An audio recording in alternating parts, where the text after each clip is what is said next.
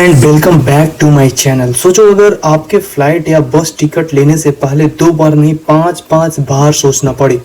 सोचो अगर petrol diesel के दाम फिर से रॉकेट की तरफ बढ़ने लगे तो क्या करोगे। अगर दुनिया का ऑयल सिस्टम ही चेंज होने लगे तो क्या करोगे। ये सब कुछ अब रियलिटी बन सकता है। कैसे? क्योंकि एक तरफ यूएई का ओपेक से बाहर आना और दूसरी तरफ एटीएफ एयरक्राफ्ट फ्यूल का दाम में जबरदस्त उछाल आना, ये बहुत बड़ा संकेत दे रहा है।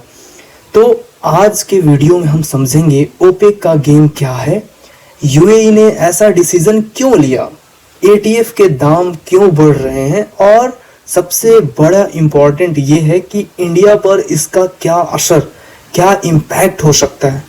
वीडियो को एंड तक देखना क्योंकि लास्ट में एक ऐसी बात बताऊंगा जो आपको शॉक कर देगा।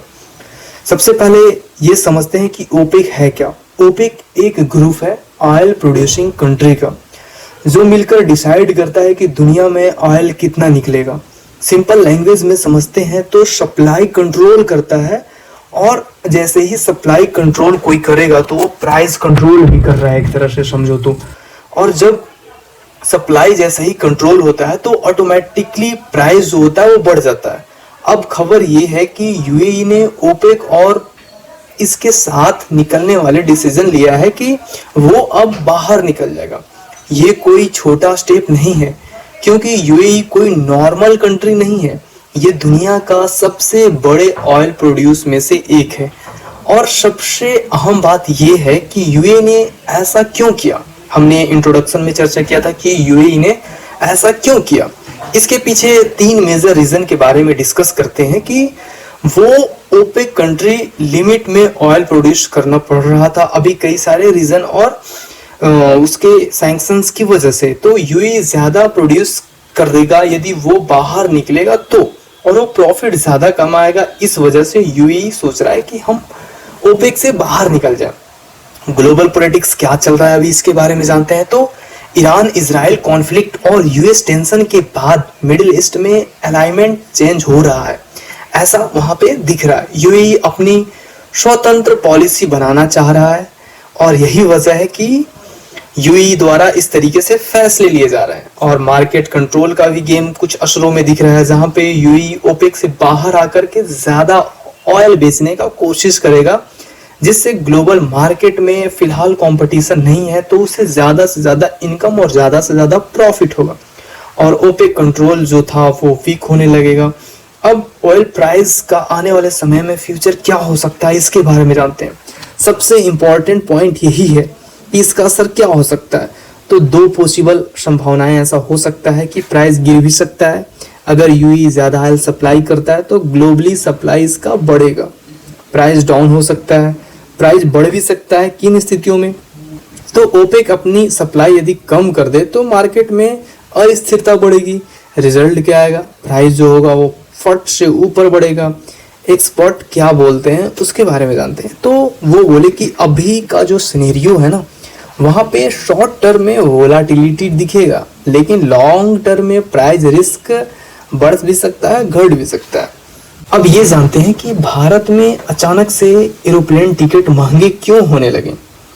तो ये सबसे बड़ी खबरों में से एक है क्योंकि एटीएफ यानी एयरक्राफ्ट फ्यूल के दाम में हेवी इंक्रीज हुआ है। डोमेस्टिक एयरलाइन ने वार्निंग दिया है अगर एटीएफ सस्ता नहीं हुआ तो फ्लाइट महंगी हो जाएंगी या फ्लाइट कम हो सकती है, उड़ाने कम कर दिया जाएगा।